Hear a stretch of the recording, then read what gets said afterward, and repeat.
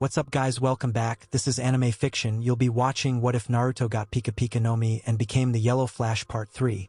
Now let's begin. Naruto's POV. The first thing I did after waking up was take a fast shower. I wanted to get my costume from Maijima and my genuine license from Nizu. After that, I still have to work for a while at UA. I'll be free to go outside in the evening, so I'll bring Mirko along. From what I recall, she's rather quick. I may not be able to traverse the entire city, but at least half of it will be achievable. I do not have much to do in the United States right now. It's not like the hero course offers training sessions every day. According to Mirko, the majority of students choose to work out after hours. I had completed all of my scholastic requirements. I was ready to head out. Nizu said I'd have to call a police dispatcher and tell him I wanted to go out. They would know, though, because of the tracking ankle band they had put on me. I phoned the number Nizu provided me and was told to wait in front of the UA gates. They were probably going to send Rumi to pick me up and begin the patrol. I waited for a long. Dressed in my costume, I should have anticipated her to be late. It's not like she enjoys the notion of having to oversee me. It technically meant she now had a teammate, something she had always disliked. After a time, I saw her. It had been an hour since the dispatcher ordered me to wait here.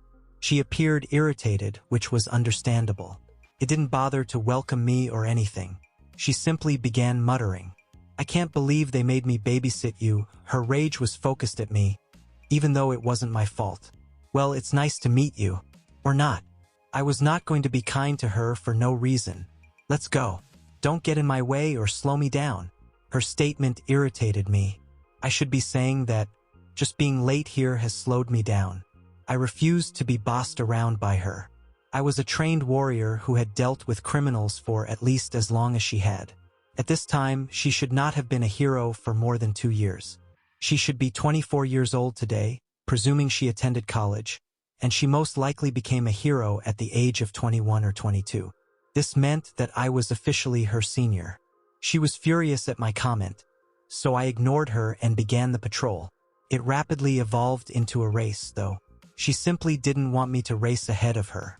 She kept speeding up till she passed me, which prompted me to hurry up even more, believing we could patrol the streets more quickly. With my perspective that I could detect a lot of villain activity in the district, I resolved to put an end to as many as possible. I completely ignored Mirko's presence and dealt with the baddies effortlessly. She honestly saw her patrol as a challenge, attempting to eliminate as many crooks as possible.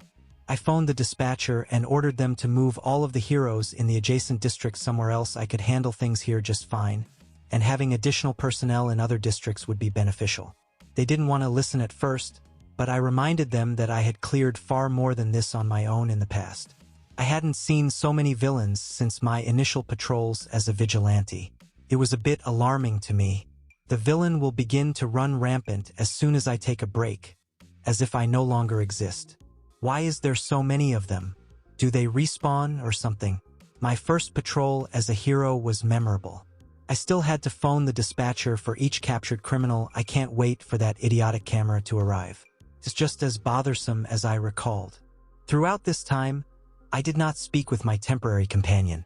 She also did not try to start up a discussion. We didn't have a good first impression of one another when we met, but I still expected her to be pleasant. But now I think of her as a nuisance. I'm not sure what her thoughts are on me, but based on the few glances she sent my way, they're probably the same. I could sense her grin on occasion. I'm not sure why she smiled, but she didn't want me to see it.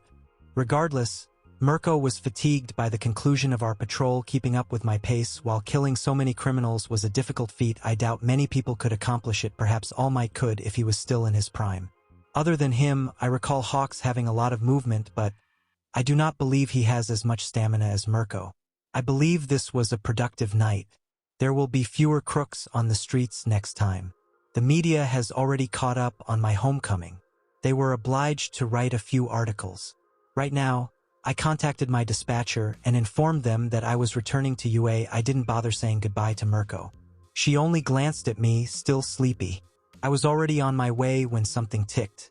I paused, glancing back at the rabbit hero, who couldn't even stand up anymore.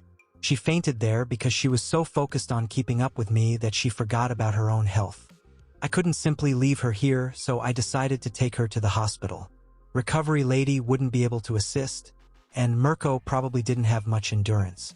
Running with her on my back wasn't too difficult. I made a couple small ropes to keep her in place. I couldn't utilize my quickest pace, but I still got to the hospital in less than a minute.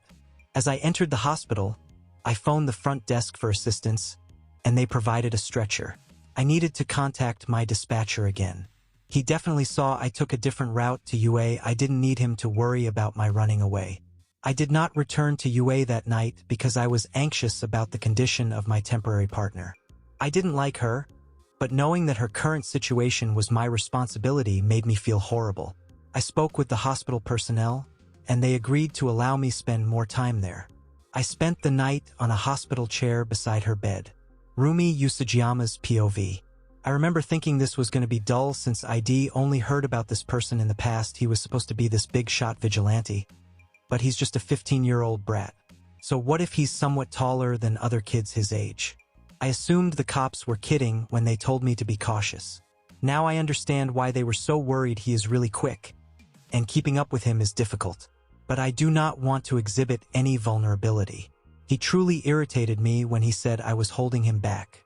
But no matter how hard I tried, I would always wind up behind him. It did not make me feel dejected. It simply motivated me to strive harder. Every time I increased my speed somewhat, he would become even quicker, as if he were comparing his level to mine. The thought of me keeping him back made me enraged. It made me run even faster. The speed with which he destroyed foes was hard for me to match. Even when I do my best, even I couldn't match half of his total. Most villains did not even have time to blink. He only demonstrated his actual speed when he took them down. Subconsciously, a smile formed on my lips. I did not let him see it. If I saw him start to turn, if I repressed it, I couldn't show him how much I enjoyed this. I could feel myself becoming stronger. Every time he accelerated, every time I felt inspired to push over my limitations. By the end, I couldn't move a single muscle. I could feel my heart racing out of my chest. Despite my increased tolerance, I could feel every muscle in my body burning in pain. Before I could say anything, I collapsed to the ground. I watched him return to UA, and I believe he didn't notice me tumbling to the ground. I knew this was serious, and I was using all of my effort simply to stay aware. I was frightened of fainting and not waking up. But in my state, I couldn't even yell for aid, let alone use my emergency signal. I watched him run back here, most likely finding anything wrong. He responded immediately, tying my motionless corpse to his back and transporting me to the hospital. The moment I hit the stretcher, I knew I'd be alright. My face was the last thing on my mind. It was loaded with care, something I didn't expect to see from anybody other than my family. It gave me a nice sensation. With these lovely thoughts, I slipped away. When I awoke, Mirko was still asleep, and I was thirsty and hungry. I decided to walk outside and get some water. I hadn't consumed anything since yesterday afternoon, so I brought a bottle back and placed it on the nightstand beside her head. According to the physicians, physical weariness mixed with a lack of fluids exacerbated the problem well beyond what was expected. She was now receiving an infusion to keep her hydrated. I believe she will sleep the majority of the day. At least that is what the doctors predicted. I can't remain here much longer. I need to get back to you, or I may phone Nizu, explain my situation, and request a day off. I'm leaning more towards the second choice. A day off sounds great. Nizu can't reject since it would make him appear awful. Blackmail works wonders. I also needed to get some things accomplished. I was being monitored, so there was no need to worry about the cops becoming concerned. I decided to go get some dinner, but I ended up phoning the dispatcher to advise him of my conduct. I don't want the entire police force to deploy its officers to me simply because I wanted to eat pizza. But the pizza wasn't the only item I purchased. I also purchased a burner phone. I still needed to call Gyen later. I also made certain to acquire it in cash from a dark location. The shadier they are, the less likely they are to keep track of this information. The business is likewise located in the alleyway leading to my pizza establishment. A fact, I picked that location just for this purpose. Getting knowledge about triggers is far more significant than a pizza. I believe Trigger will arrive on the illicit market within the next 3 months. All I had to do was track one of the goons who sold these narcotics to their headquarters. Because I don't recall anything about Shai Hasaikai's location, it'll have to be imaginative. I don't want to wait too long to take them down and save Eri. I eagerly anticipated the debut of the League of Villains, eagerly hoping for their arrival to be expedited. However, it seems that my mere presence did not prompt All for One to hasten his plans in the slightest. Taking down the boss would make it much easier to locate the elusive doctor. I have a plan for that. Regrettably, it was only possible after the assault on USJ. So, back to patiently waiting. At this stage, training is merely a formality. I was already significantly stronger than All Might. According to societal norms, I had reached the pinnacle of success. Currently, Overhaul and his crew do not pose a threat to me. My main concern was figuring out how to successfully raid them. At the moment, Mirko is unavailable. She will be available for approximately 1 week. Typically, it would take her months to recover from her current condition. However, healing quirks significantly expedited her recovery. I needed to discuss this matter with Nizu, as I have recently resumed my pursuit of villains. I didn't want to pause yet. However, I may have to admit that Mirko was one of the few individuals who could achieve a satisfactory speed in my opinion. If they sent a less efficient hero to replace her, I would simply take a break. However, once she is fully recovered, I will have to persuade her to accompany me on a mission to infiltrate a notoriously perilous organization of villains. Given her nature, it is highly probable that she would agree to the proposal. However, she would also feel compelled to notify the authorities, resulting in the formation of a specialized team. This development would significantly impede the progress of my operation. I will handle the issues as they arise. Currently, dressed in my hero costume, I strolled down the streets. I chose a different route when returning to the hospital. I could sense numerous eyes fixed upon me.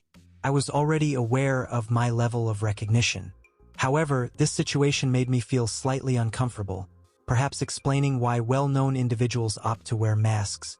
I confidently disregarded the curious glances, returning to the hospital with a pizza box in my grasp.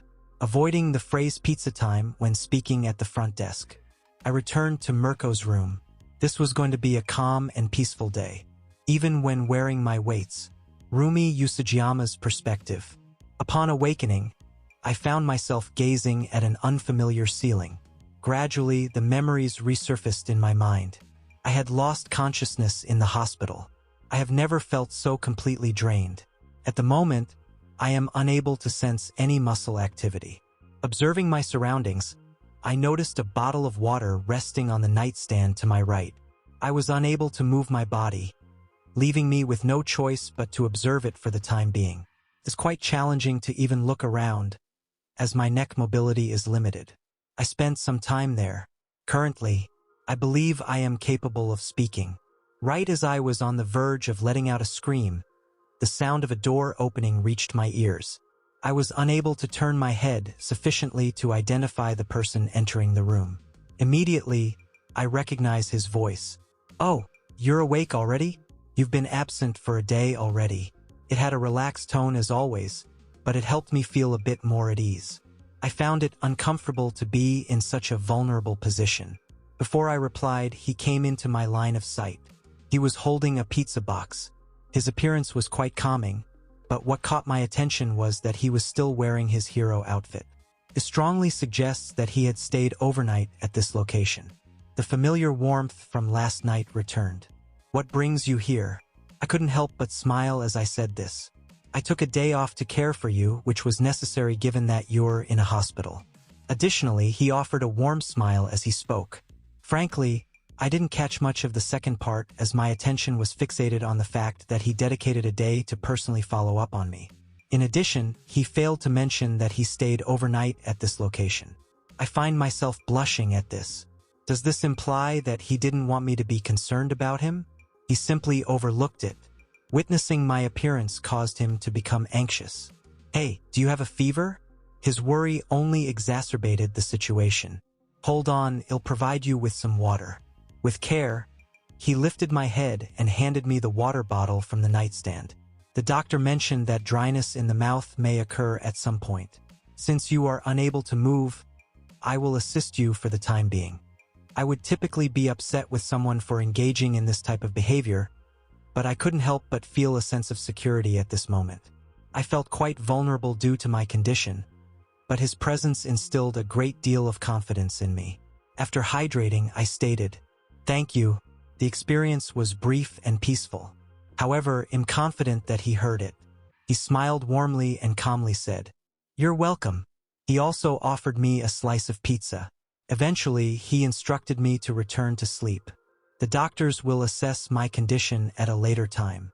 Once again, I drifted off into a peaceful slumber, content and at ease.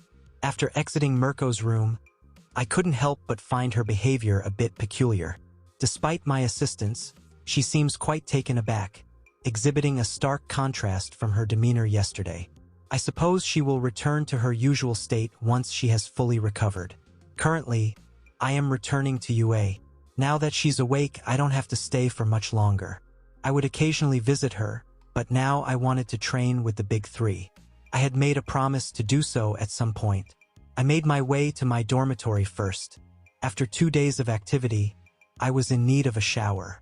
It would also be appreciated if Gyen could be contacted, but it's not currently a pressing matter.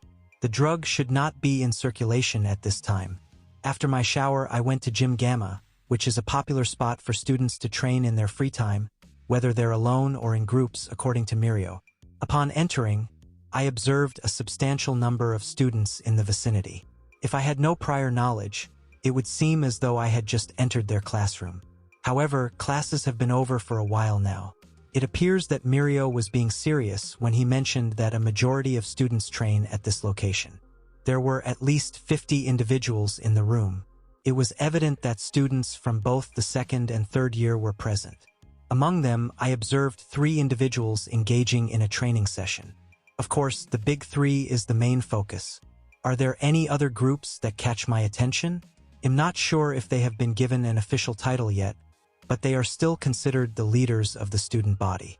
As I made my way towards them, I could sense a few eyes on me, perhaps some students eager for a rematch from our previous encounter. The gazes eventually stopped, likely shifting back to their own training. Noticing my presence, Mirko was the first one to acknowledge me when I approached the group. "Naruto, it's a pleasure to see you here," he said with a broad grin. "Well, you did mention that we should train together at some point." I didn't sound as enthusiastic, but I was still feeling positive. Out of nowhere, a voice echoed from above that, "Oh Naruto, you're here." It was clearly Nijire's possession. I could clearly sense the joy in her voice. She was currently working on improving her speed and mobility, likely through floating exercises. I greeted her with a friendly wave and a smile. Tamaki greeted politely. I quickly moved to his side and gave him a reassuring pat on the back. It appeared that the action had unintended consequences, causing him to react with surprise and move away from me. I'm pleased that we have the opportunity to train together. Mirko took the floor, seemingly unfazed by the recent events, while Nijire continued to hover nearby. Tamaki was pursuing his own endeavors. "It's a pleasure to be here." During our previous conversation, we did not establish a specific time for our training session. Thought I could arrive at any moment. His smile was much wider than mine, which was limited by biology. During our casual conversation, Nijire became more grounded. She remained somewhat naive, but at least she displayed some level-headedness. "Naruto, would you like to engage in another sparring session?" Sparring proved to be an effective method of training. Mirko appeared enthusiastic about the opportunity, while Tamaki's expression turned more focused. He was reserved in social situations, just like Nijire was less focused outside of a fight. "Alright, you 3 will come together as a team and face me in combat. I want to utilize the speed aspect of my quirk." "It's rather disheartening to hear you express that sentiment," Mirko said, his hand absent-mindedly scratching the back of his head. Without further elaboration on the conditions of the fight, we all decided to create some distance. Given my self-imposed limitations, I could only utilize my unique ability for both offensive and defensive purposes. Mirko initiated the countdown. Alright, let's begin. 3, 2, 1, start. He quickly assumed his position, Gyen swiftly soaring into the sky. Tamaki patiently awaited my initiative. Now, my speed wasn't going to be utilized in this battle, but my attacks were still significantly swifter than theirs.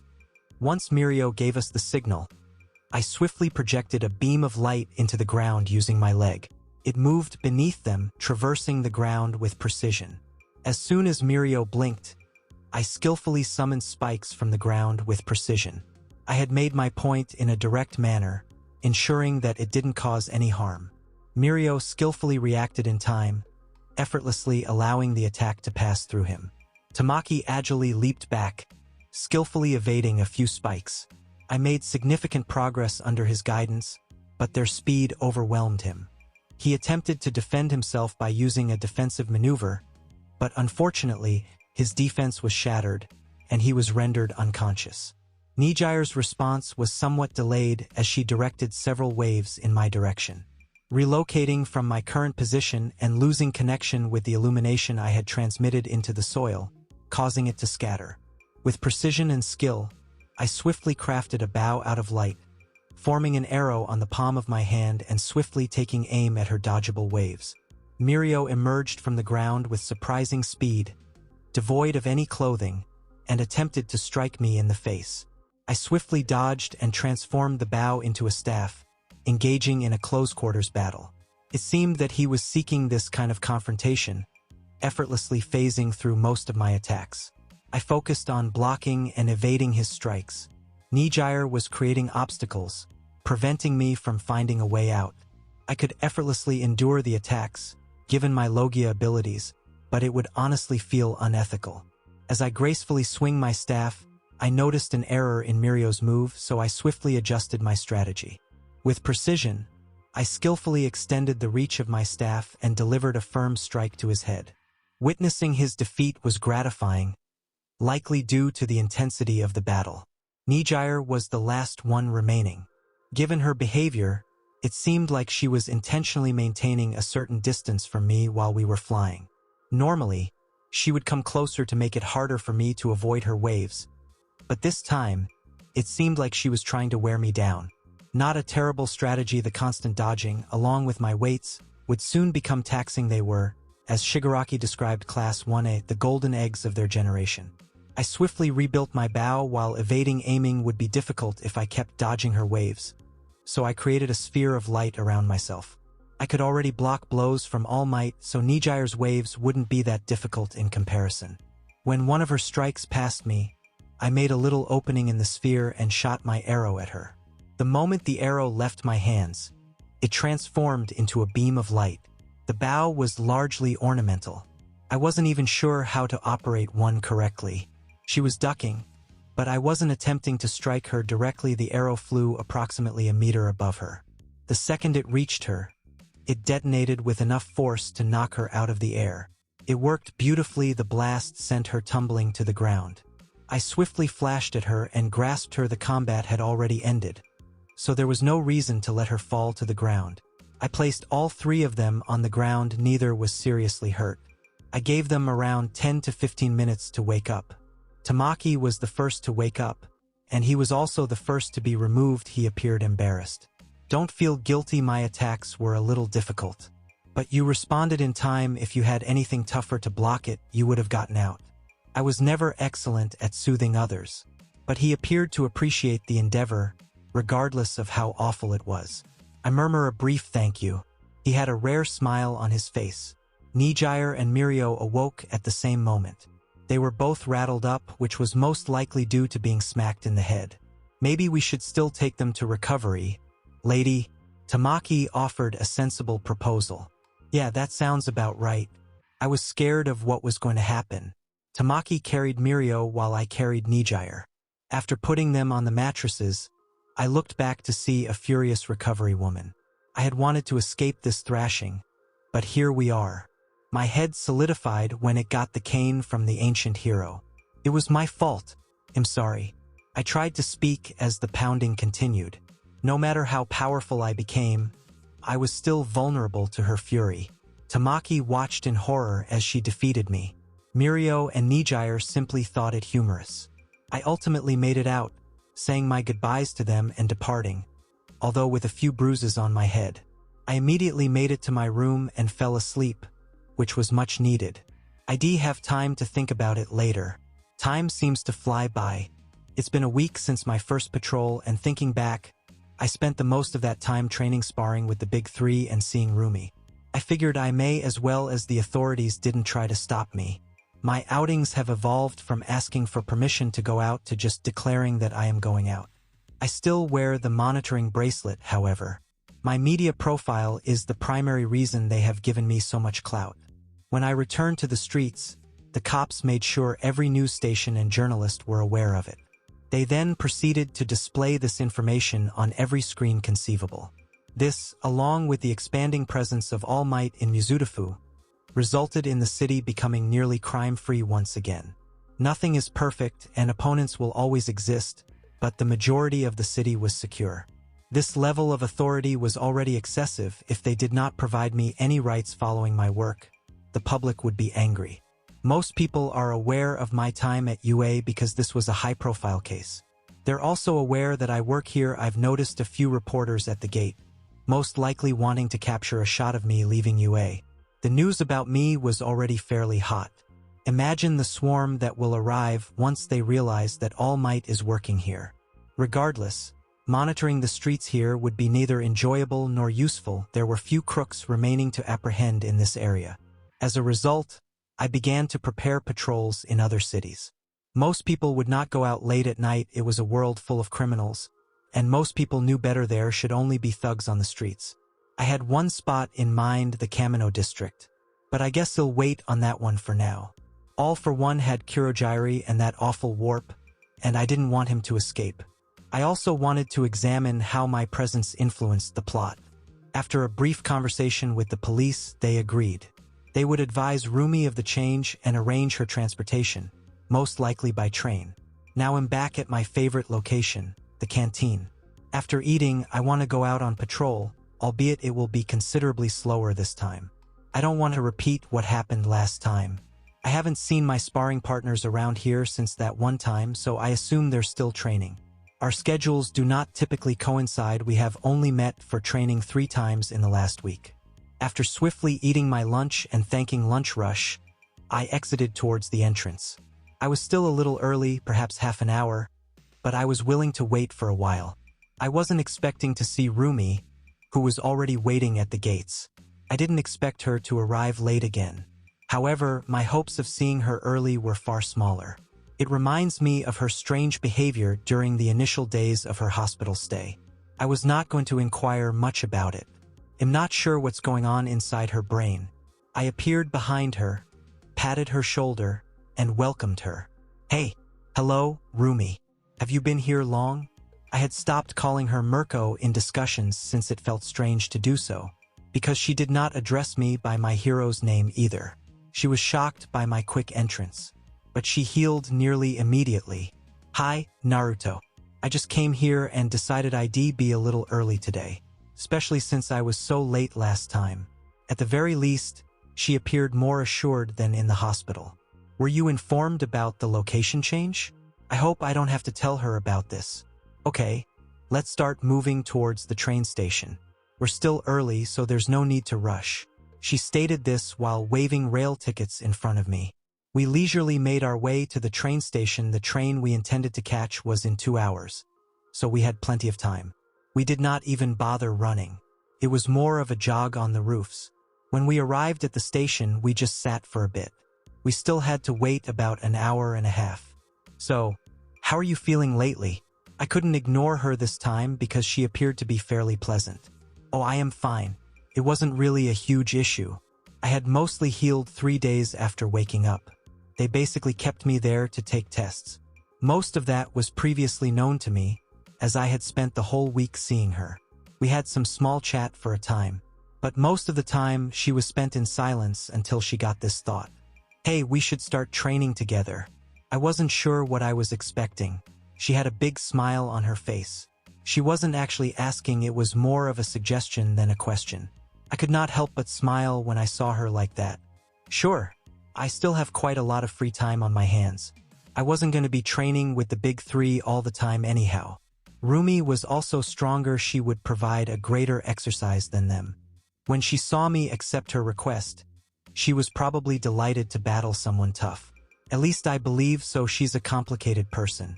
We didn't say much after that, she appeared to be in her own world for a time.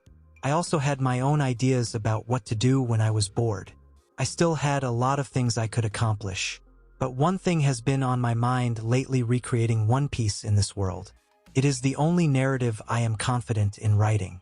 I'm still anxious about the finale, but I believe I can make some things up. It will not be the same quality. I've wanted to be a mangaka for a while. Not the best career, but I'm curious how a narrative about piracy would be regarded in this context. In this universe, most stories included heroes and villains. Mostly because individuals lacking strength dreamt of being heroes. They'll probably start writing it later. The picture does not need to be great. The patrol itself was not anything novel. The only difference was that I did not know the streets very well. Today was considerably slower, and it was pretty peaceful.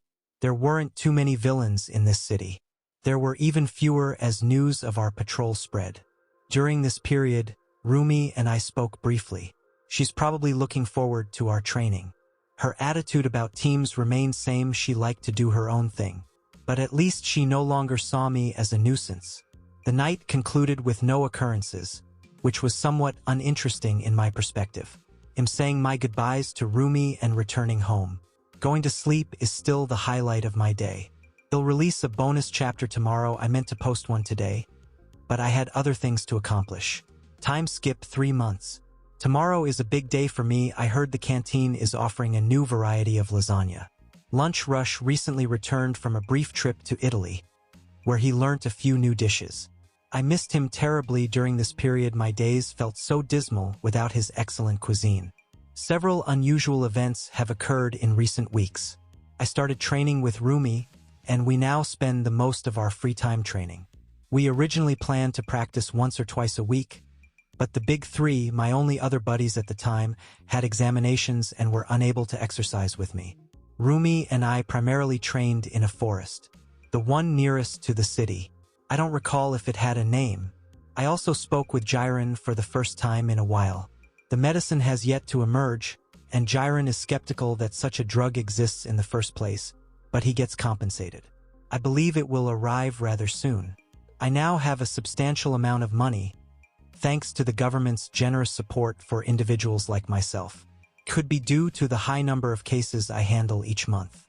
Currently, I am still contemplating whether or not to publish One Piece. I have created several chapters, and while the artwork may not be up to par, the story itself is quite compelling. It is worth noting that the story is not entirely original. If I didn't have such a strong passion for this subject in my previous life, I wouldn't even bother attempting to write a story of this length. Fortunately, I have read it approximately 68 times in my previous experiences. I was also given the live feed bracelet a while ago. However, I continue to accompany Rumi on patrols frequently, despite her aversion to the term. We have become quite the formidable duo. Lately, my quirk has been steadily increasing in power, developing in tandem with my physical growth. Majima had completed the weighted training clothes. Initially, they were not very impressive, as they couldn't hold much weight and clung tightly to the body. However, he persistently made numerous adjustments to improve them. Initially, they were causing significant physical discomfort, but now I incorporate them into my daily routine. I purchased approximately 5 pairs to ensure that I always have clean clothes available. I even requested a version that would be suitable for wearing underneath my hero costume. Majima was extremely satisfied with his product and began promoting it as top-notch training equipment for students and teachers. If you would like additional pairs, they are available for purchase. However, 1 pair is provided to you at no cost. I believe Mirko also wears his pair constantly. It became popular among male students while only a few girls actually used it. They had more belongings to carry, which made the training clothes feel stuffy. I believe Majima is currently developing a version that caters to the needs and preferences of women. I will likely purchase one for Rumi. During our training sessions, she always dresses in appropriate athletic attire. Additionally, she started wearing high-density weight bracelets. I decided to purchase a set for her after receiving my first salary as a hero. She has become familiar with them. Recently, Rumi has been making significant strides, although not quite as much as me. I think the only thing preventing her from moving forward is the absence of taking action. We haven't had any run-ins with any menacing adversaries in quite a while. The only impressive one was a man with a mantis quirk, and his speed posed a challenge for Rumi. I willingly allowed her to take charge of him, as there was no need for me to monopolize all the enjoyment. During intense battles, she thrives on the rush of adrenaline. However, her smile reaches its widest when she's facing off against me. Reflecting on past experiences, it's clear that she becomes frustrated when I lose focus during our spars. Perhaps it's time for me to prioritize giving her my undivided attention. With a display of skill and precision, I effortlessly intercepted a powerful kick aimed at me from above. I could sense it to some extent. It wasn't uncomfortable, rather like a gentle oscillation traveling along my arm. Observing the scene, I noticed a rather irate rabbit with a strong desire for violence. "Please be attentive." She was typically vocal during disagreements. However, that didn't imply that I disliked it. Her exuberance can be quite pleasant on occasion, especially when I'm fully focused. "Apologies, my mind is still preoccupied with food," I said with a relaxed grin. I intentionally aimed to provoke her anger. Ahem, with a focused expression, she gracefully spun through the air, aiming a powerful kick towards my face. Releasing her other leg, I swiftly shifted to the right. She consistently maintained a focused demeanor during training. Whenever she became frustrated with my lack of effort or inattentiveness, it only seemed to fuel her motivation even further. Seeing her in such a focused state, I made it a point to provoke her whenever possible. With impressive speed, she charged towards me once more, this time maintaining a low stance, likely to secure a stable position. She executed a roundhouse kick, which I countered with one of my own, resulting in my leg being enveloped in a solidified beam of light.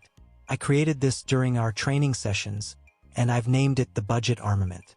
It creates a protective barrier for my skin and effectively reduces the impact. We were stuck in that deadlock for a while, with my quirk speed being limited. As a result, Rumi and I had similar levels of power. After all, speed is crucial. I now have confidence in my ability to kick at speeds approaching that of light, thanks to my resourceful armament.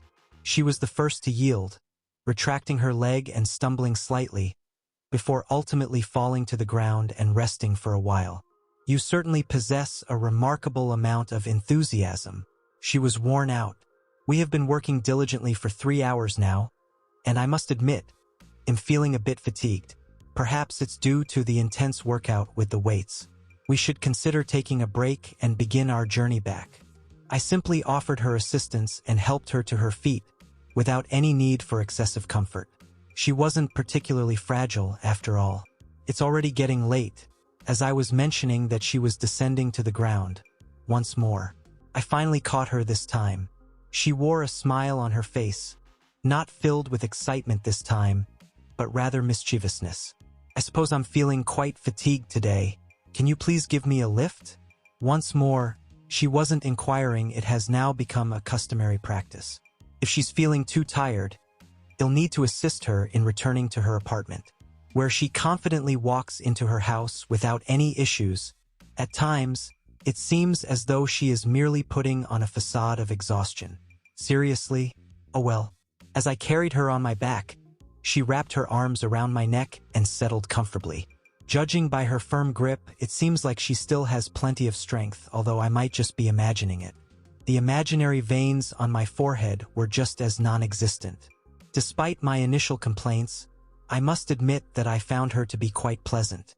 The way she carries herself, exuding a sense of professionalism and self-assurance, is truly captivating. There was no romantic connection between us, probably due to the age difference. I wasn't particularly concerned about it, as I had matured mentally. However, it may have been a source of conflict for her, as I was still 15 and would turn 16 in a few months. I will adapt to the situation and be patient, even if it takes some time. I appeared older than a teenager, with most people guessing my age to be between 20 to 25. Based on previous psychological evaluations, I displayed a higher level of maturity compared to my peers, with a mental age estimated to be around 33. I returned to her apartment and safely dropped her off. As always, she walked without any difficulty from her doorstep. I bid farewell and made my way back to UA. I had a significant amount of rest to catch up on. Regularly conducting patrols became unnecessary, and traveling to other cities proved to be too time-consuming. I only engaged in such activities with Rumi Usajiyama's perspective. After Naruto closed the door, I promptly made my way to the couch and took a seat. Although our interactions may appear normal, there are moments when I can't help but feel a tinge of sadness. It's evident that he has feelings for me, but I find it difficult to broach the subject. He can likely sense my hesitation, which I make an effort to conceal. However, he demonstrates a keen sense of perception. He has always conducted himself in a mature manner and has a respectable appearance. From a legal standpoint, there shouldn't be any issues, but I still can't shake this feeling of unease. Our training has been going well, and I've been feeling more energized each day. Recently, he surprised me with a thoughtful gift, my very own set of weights. Now I wear them in all settings except during patrols. Despite being informed that he no longer required supervision, he persistently contacted me during patrols in the cities surrounding Mizudafu. I gladly accepted. I've never been a fan of teams, but our dynamic is more like a partnership than a traditional team. We're always pushing each other to excel. We have minimal collaboration during missions. He consistently outperforms me in most competitions, while I only manage to win when he is in the training phase rather than actively competing. By adjusting his approach, he levels the playing field and matches his opponent's speed. Observing his behavior always fills me with anticipation, as he tends to be less motivated in most areas except when it comes to training. Otherwise, he would have never achieved his current level of expertise. I always anticipate training with him, as the excitement I typically experience in high-stakes situations doesn't quite measure up. Even though I understand that Naruto poses no threat to me, I can't help but feel a surge of excitement.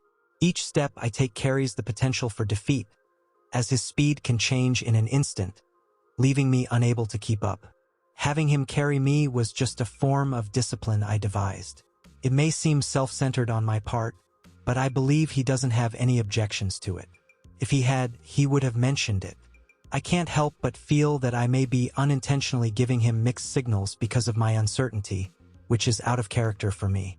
However, we do have sufficient time. We've only been working together for a few months. Naruto's perspective.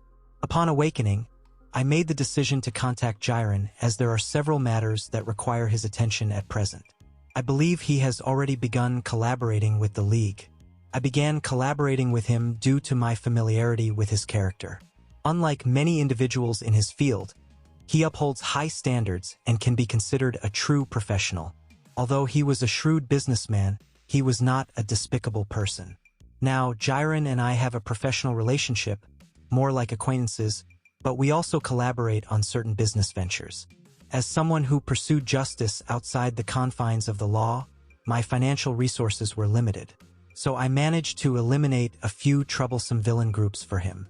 It was a typical individual involved in illegal substances who desired to encroach on his territory and engage in related activities. He expressed gratitude for the information provided, and as a result, we reached an agreement that eliminates any need for future favors. Having obligations in the criminal underworld is far more severe than being indebted to a loan shark. Be cautious to avoid being taken advantage of. Typically, information doesn't come at a high cost. However, catching villains is a breeze for me. It's much more convenient than working in retail. However, Gyen may feel a sense of obligation to provide me with more, so he began compensating me to handle a few of them. His payments were the primary source of my funds as a vigilante, considering my other part-time jobs were less than satisfactory. I typically agreed because I value maintaining a stable relationship. I had complete confidence that this information would never become public. He refused to reveal any details about his clients or business associates, and out of courtesy, I never even considered inquiring about his other clients. I recall his unwavering professionalism, even in the face of torture, as he steadfastly refused to divulge any information about his contacts. I reached out to him once more to inquire about the trigger. Trigger was a bothersome subject for him, as he seemed quite skeptical of my claims, presumably assuming I was inconveniencing him. However, he thoroughly examined it to avoid any sense of indebtedness towards me. I called him and we talked for a few minutes. Hearing Gyen talk about random troublesome villains was fantastic. He was most likely hoping for me to stop by Kamino District and take care of them. So anyway, I checked on this drug trigger again. He eventually got to the point. I haven't managed to find anything by that name, but I heard some rumors about a quirk-enhancing drug. He paused, allowing me time to grasp what was going on. Trigger was on his way, and I was delighted. It matches the description you provided. I'm not sure what it's called, but it'll be available shortly. He was undoubtedly shocked by my understanding of the substance, but had been in this industry long enough to know not to ask such questions. I see, please keep me updated. If you could work out an agreement with them, that would be fantastic. This was what Gyen excelled at, and with his network, learning more about the Shai Hasaikai was not impossible. However, it would place him in unnecessary risk and would very certainly make him a target. If he was only interested in the drug, it wasn't that damning Overhaul wouldn't pursue him. He only needed to appear as if he were a consumer interested in his product. I will see what I can accomplish. They'll contact you shortly. He said that and hung up. My collaboration with Gyen was beneficial to both of us right now. He should be thinking how engaged he should get with my request. Because he owes me nothing, he may always decline the more challenging tasks. Regardless, the moment Trigger reached the market, I'd find a way. I will completely raid their compound, even if I have to do it myself. I'm hesitant to approach Rumi for assistance since she would most certainly contact the cops. And this would waste even more time, but I can't conceal it. I'm still wearing my tracking bracelet. They'll worry about all of that later. Now I must go to the canteen. Other than my bedroom, this is the only place I feel at home. I will be the first to taste that lasagna, no matter how many people I have to tread on. It's been 3 weeks since Gyen alerted me about the drug's debut. Since then, it's been prohibited all across the world, including Japan last week. You'll never understand how banning a substance will affect those who already get the majority of their supplies from other sources. But Trigger was harmful long before crooks used it. It strengthens your peculiarity while weakening your sense of reason. I'm not even sure how this medicine was authorized in the first place. They are normally tested before being released to the general public. But that's not my problem. Gyen was able to arrange a meeting with a distributor to discuss pricing and supplies. He isn't very interested, but he's chosen to do me a favor. Of course, in return for eliminating another group that bothers him. I was certainly present to see, although from a distance. I traveled all the way to Tokyo for this meeting, telling my dispatcher that I was going on vacation. Gyen was also irritated that he had to go, but playing poker on the train with him was enjoyable. But he got over the trip time fast because he does this type of thing for a job. When he arrived at the building where the meeting was scheduled, I could immediately feel people within. They are most likely Overhaul's goons, dispatched to provide further information about the agreement. Now all I had to do was follow the thug, but I couldn't use my quirk too much because it's bright and not very effective at stealth. I followed them softly to the entrance of the labyrinth. Then I soared toward their main facility, utilizing my vision to navigate the underground passageways. I was able to track them all the way back to their compound. The goons he dispatched were not well trained enough to know they were being followed. Now, I've chosen to discuss this with Rumi after nearly 4 months of working and training together. It would seem insufficient if I withheld this type of information from her. But I don't believe she is unable to protect herself. Taking her along should be acceptable. I took out my phone and called her. I have her phone number saved on fast dial. She took a bit to answer the phone. After a short hello and a few questions. Hello, Rumi. I am about to go on a raid to a Yakuza compound, do you want to join? I came right to the point as I was already in front of their compound. I've got something planned already. Why do you need help? That's sad. I don't recall her discussing anything planned during our training 2 days ago. I was truly thrilled to battle beside her. I had previously planned how we would divide the baddies and attack from several angles. No, that's okay. Have an enjoyable day. My answer is probably inappropriate, but this is the first time she has refused to meet with me. I hung up after saying that. Maybe I should ask her out on a date from time to time. I never call her for unrelated reasons. Getting a break would be good. This makes things more dull than they need to be, but I still have to save Eri. At this point, a straightforward method would be better, as my peculiarity isn't ideal for an infiltration. They'll just fly into their facility. They don't appear to have aerial defenses. At least I can't recall if they did. So I transformed into a beam of light and smashed through the roof of their main building. Kendo Rappa and a few dozen thugs were the initial responders to the incident. I didn't recall everyone in Shai Hasaikai, but I recall this person having a pleasant quirk. Not that it matters, I don't have time for games. I immediately dispatched him with a well-placed laser beam. It ripped through his gut and detonated in the midst of the goons behind him. I remembered him being tough, so I swiftly booted him through the compound and out the gate.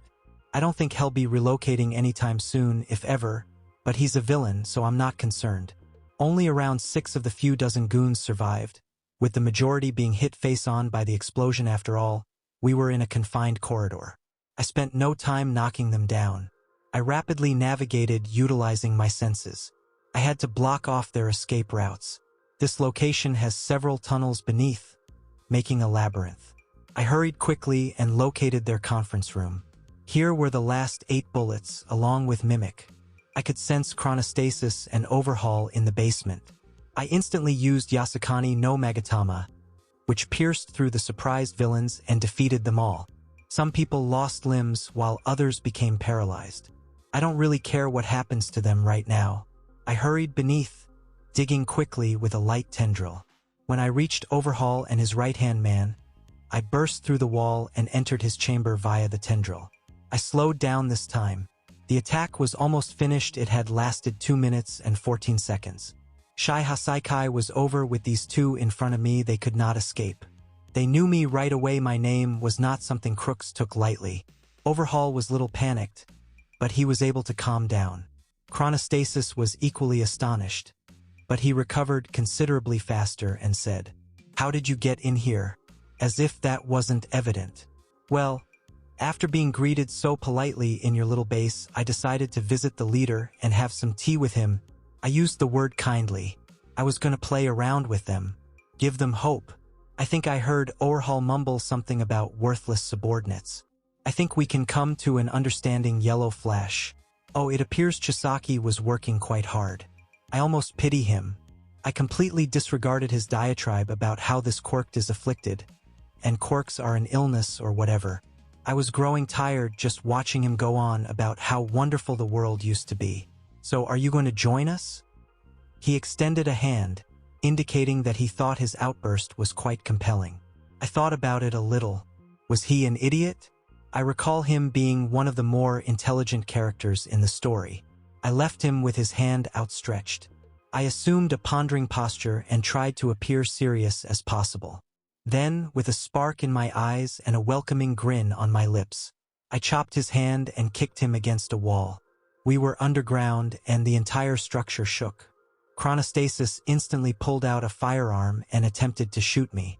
It should be quirk-canceling bullets. I recall thinking these may be an issue, but given my speed, I can't actually be hit by them. I don't remember anything about them, which is why I won't let anybody touch me recklessly. I flashed in front of him, and he attempted to impale me with his hair, but I booted him into the ceiling. He stayed suspended there, with the top portion of his body wedged into the ceiling. Overhaul, miraculously, was not immediately eliminated. He was able to stop his stump from bleeding while chronostasis kept me busy. He stated this while looking at me with disdain. Why?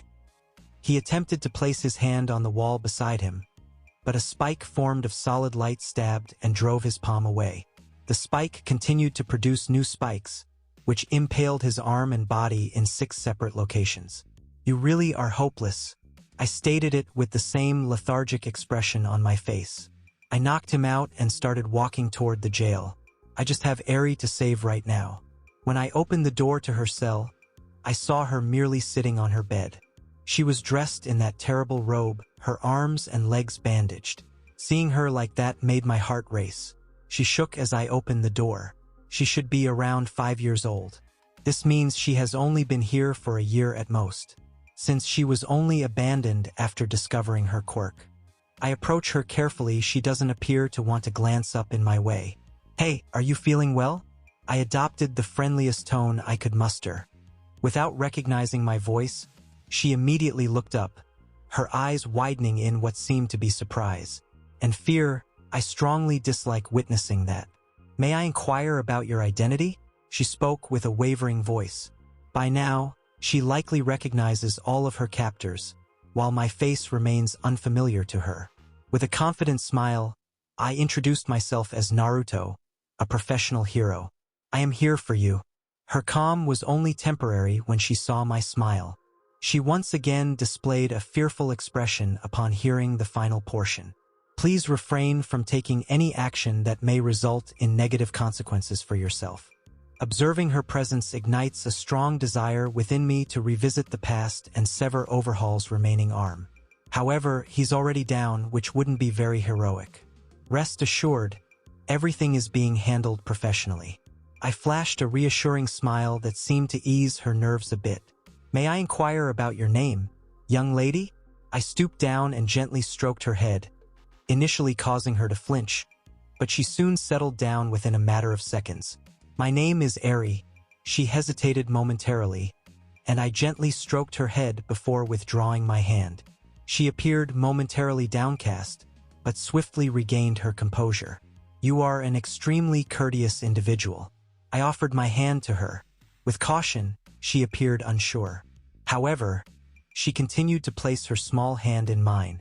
I carefully lifted her up. I embraced her tightly as she instinctively clung to me, her arms and legs entwined around my body. She conducted herself in a composed manner, expressing her dissent in a subtle way while casting a curious gaze in my direction. "If it's acceptable, we should consider departing from this location." She appeared enthusiastic about the opportunity, although she still felt apprehensive. "Rest assured, I will ensure your safety." I held her tightly against me as I spoke. I proceeded to walk back into the corridor. It's possible that my energetic entrance may have caused some damage to the lighting here. Eri appeared slightly apprehensive, her grip on me tightening slightly. I made a commitment to ensure her safety. Her happiness is also taken into consideration. I gently poked her cheek with my hand. As she glanced upwards, she caught sight of my face, adorned with a comforting smile. Afterward, she cast her gaze around the surroundings. The hallway was illuminated by numerous tiny lights. The scene was reminiscent of a celestial expanse, with countless twinkling lights surrounding us as we walked. I could see the look of awe in Eri's eyes as she beheld the mesmerizing display I had created for her. I could sense the awe and joy emanating from them as I strolled along, gracefully navigating the illuminated path. At times, I effortlessly passed through the lights, while other times, they gracefully shifted to avoid me. I brought one closer to Eri as she extended her hand and firmly held onto it. She had an impressive smile that was hard to miss. The previous feelings of panic and fear have vanished, replaced by a sense of childlike joy and curiosity. The smile on her face was absolutely adorable, and it had a profound impact on me, perhaps even more so than the entire Shai Hasaikai incident. I experienced a sharp sensation piercing through me. I am committed to safeguarding this smile. However, I won't stop there. It is important for her to understand that the person who was causing harm would never be able to do so again, to her or anyone else. With that mindset, I persevered, fully committed to alleviating her apprehension about this location. The lights swirling around us transformed this dim space, which had previously held her, into a stunning work of art, exploring various hues and experimenting with their vibrant presence, as if they possessed awareness and vitality. Reflecting on the situation, our progress was limited. I deliberately maintained a slow pace, ensuring that Eri could fully appreciate the experience. However, we were already standing in front of the room where I had left the villains. I had my hand poised on the doorknob. Before entering, I stated, "Eri, don't forget. You have nothing to worry about when I am by your side." I said that with a strong sense of conviction, hoping that my self-assurance would inspire her.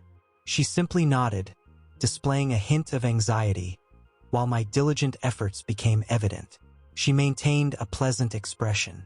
Upon discovering the contents of the room, she became overwhelmed with fear. She held onto me tightly, seeking comfort as she buried her face in my chest. I could feel the touch of her small horn against my ribs. The scene may be harsh for a young child, but she has already witnessed the loss of life and experienced the cruelty and violence that someone of her tender age should never have to endure. Rest assured, he is no longer a threat. I took care of it. I spoke in a deliberate manner. With a trembling gaze, she finally caught sight of her captors. One of them was lodged in the ceiling, while the other lay unconscious, missing an arm. She carefully surveyed the room, analyzing the scene and attempting to make sense of the situation. When she finally glanced up, she caught sight of my face.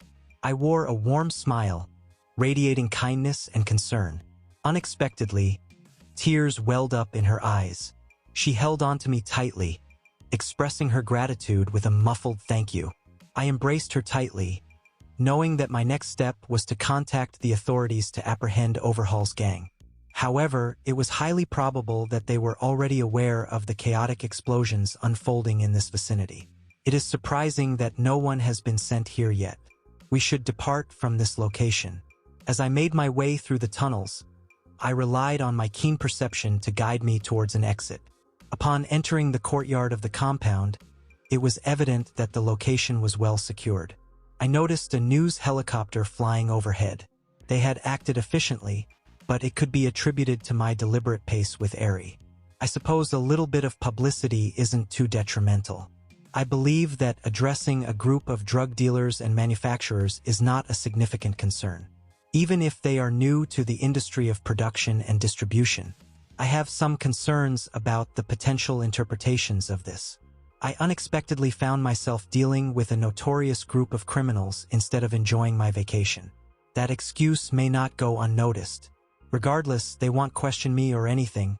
I'm still a hero with a provisional license.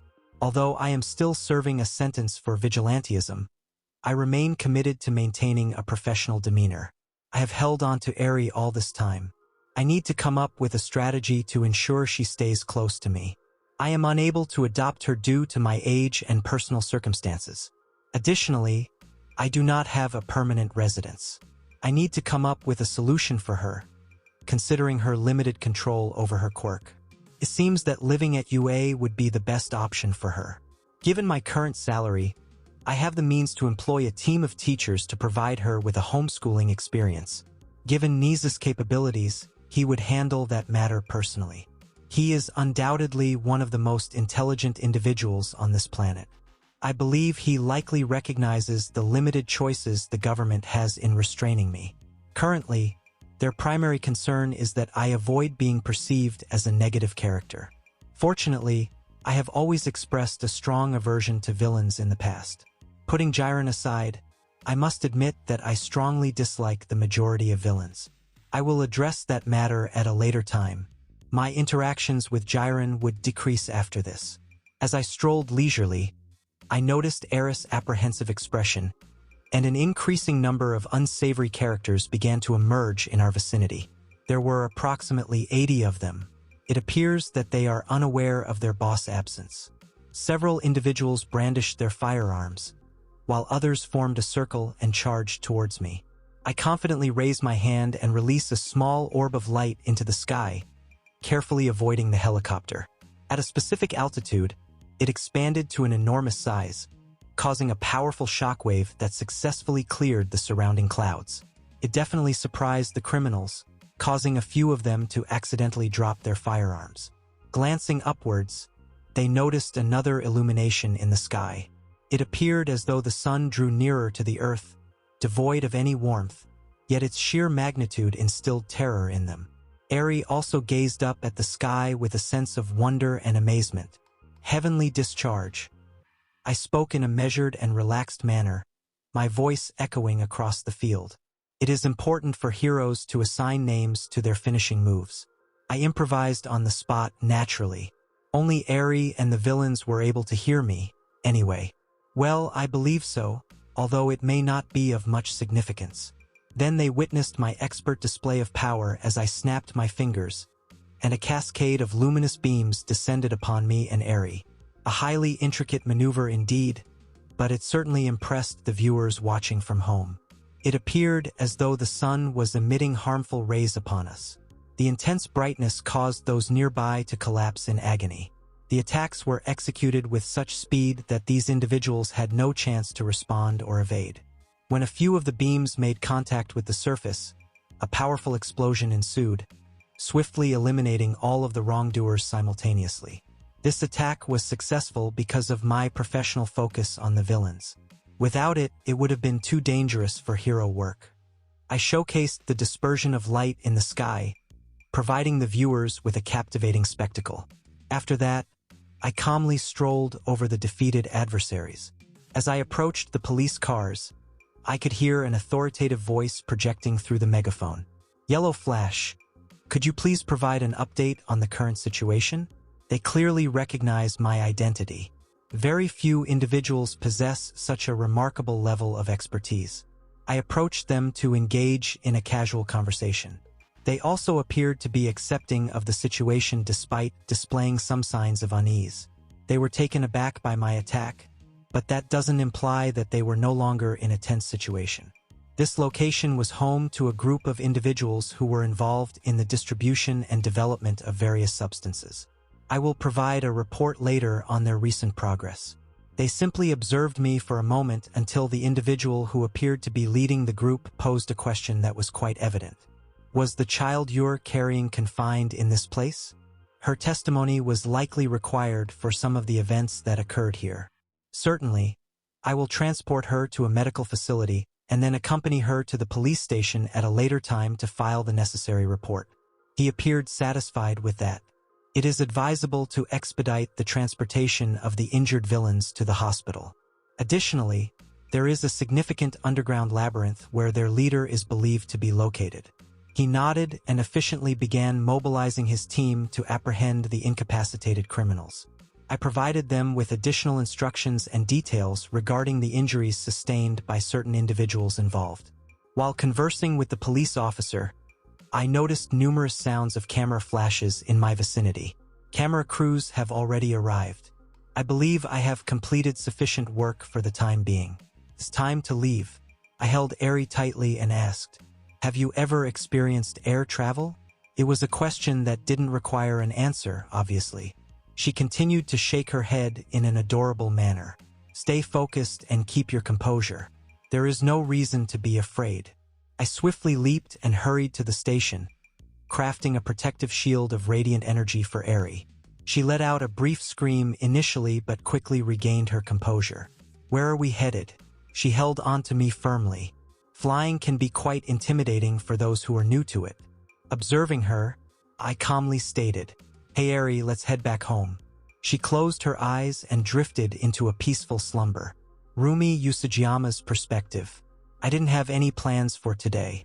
I feel somewhat conflicted about not being completely honest with Naruto, but I can't quite pinpoint why I felt a tinge of letdown when he invited me for a raid. Typically, he refrains from calling me during the day. It's either the morning or the evening consistently. It appears that, for some reason, he had different intentions. I believe he appeared somewhat downcast. However, I desire to have more than just professional interactions with him during our work and training sessions. I believe I will discuss the matter with him. Activating my television, I came across some news about a raid. I was surprised by how efficiently he completed the task. I observed a figure from the unconventional perspective of the helicopter. A well-dressed gentleman in a striking yellow suit and a stylish marine cape. He had a polished appearance, with a well-groomed yellowish complexion, neatly styled short yellow hair, and a distinguished set of whiskers on his cheeks. His eyes, even behind his stylish sunglasses, had a slightly droopy yet discerning look. It was clear that he was Naruto, but what caught my attention was the peculiar object he was clutching. It appeared to be a young girl wrapped in bandages and dressed in a soiled gown. I found myself clenching my fist involuntarily when I saw her. She held onto Naruto tightly, her small stature making for a comical contrast to his. It gave the impression that the two had a close familial bond. I observed a significant gathering of adversaries converging upon Naruto. I briefly had a moment of concern. Naruto was completely safe, and I have learned not to question his skills at this stage. However, it felt more like a natural instinct. The next scene brought a smile to my face as I witnessed him confidently raise his hand. He had a relaxed smile on his face. The composed cameraman skillfully captured the growth of that tiny sphere. I haven't seen this move before, but judging by its size, it's clear that there's a strong sense of anger behind it. His smile was not always genuine. He could use some relaxation. This is the first instance I witnessed him mention an attack. The name seemed quite imposing, but considering the magnitude of the attack, it was appropriate. He was clearly seeking attention. Was he attempting to cultivate a following of devoted fans or something? Nevertheless, as soon as the lights descended upon the villains, the camera only captured the conclusion of the encounter, presenting the viewers with a visual of the defeated adversaries and the courtyard marked with numerous holes and craters. The light dispersed gradually in a serene and captivating scene. It appeared as though there were fireworks. This should provide individuals with a valuable perspective. Perhaps a sense of security. There existed another source of stability that society could rely on for assistance. I can't help but feel regret, wishing I could be by his side right now, instead of just sitting on my couch and watching TV. Reluctantly, I switched off the TV. He may face significant consequences as well. It is highly probable that he inflicted significant harm upon numerous adversaries with that powerful strike. But he will handle it as he always does.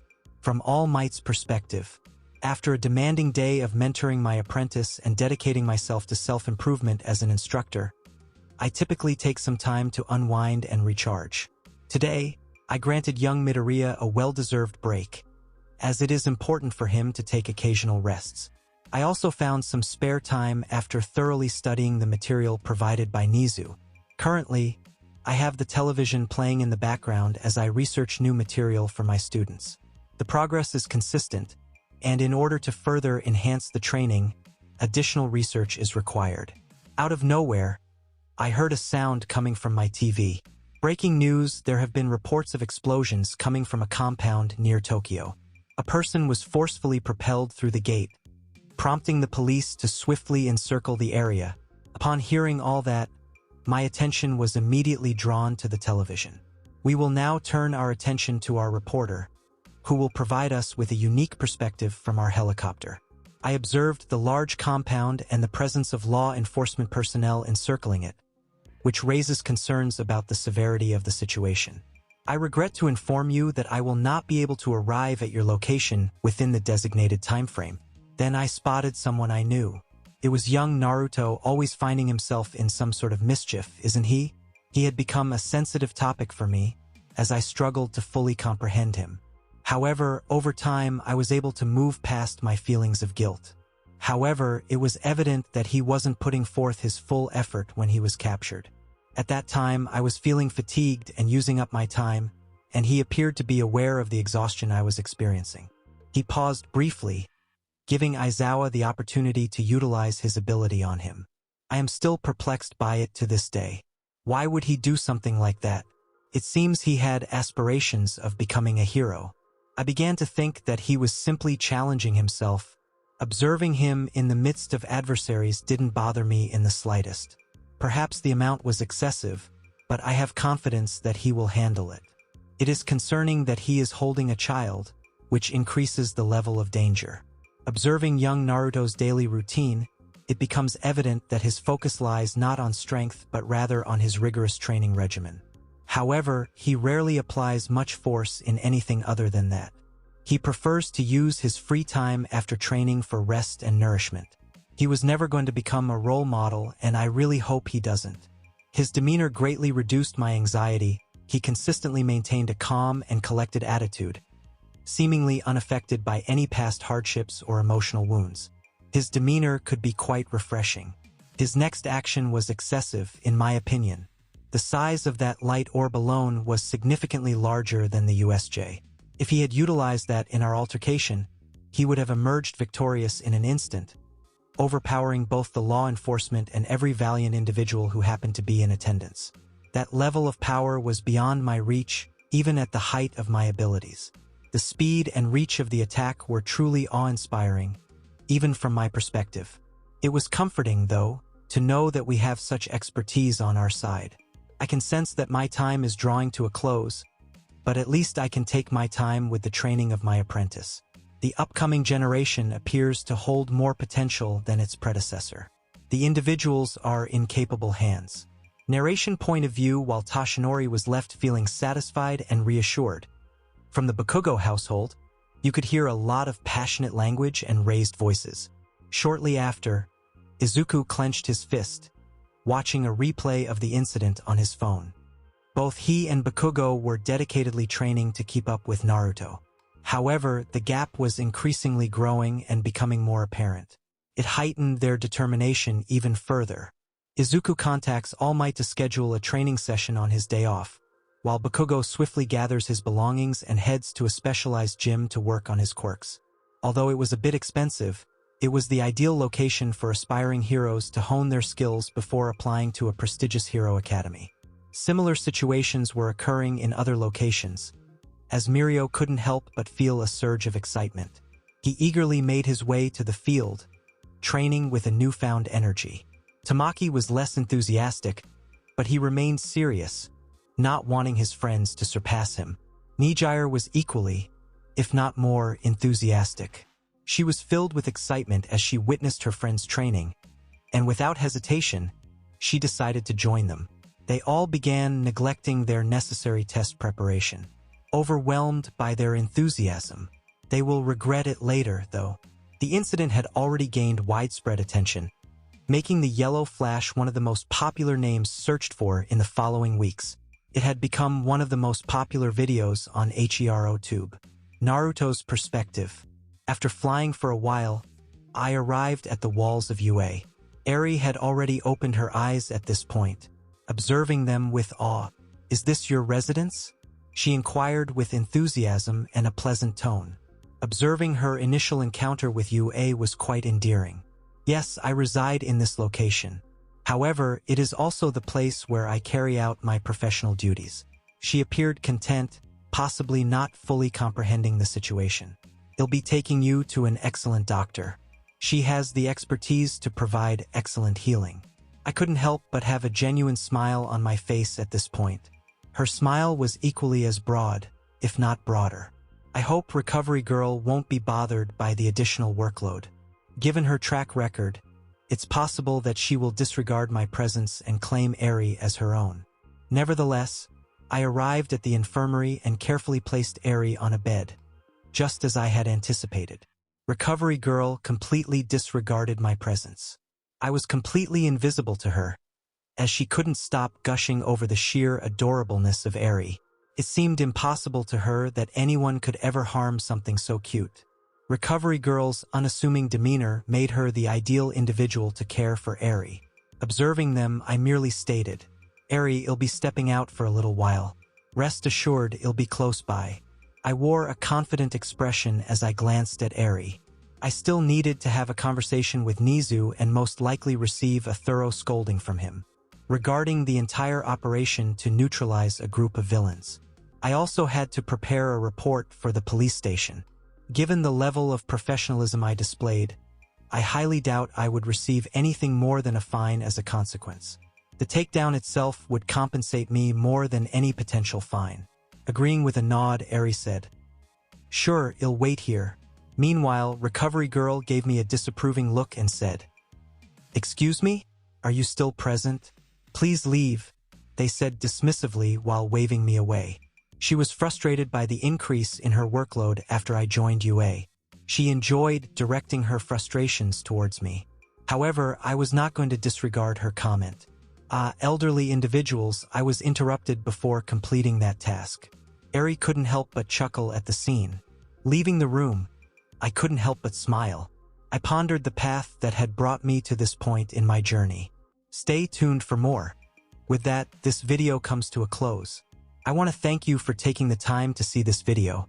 Leave a like, subscribe, and watch the following video if you liked this one.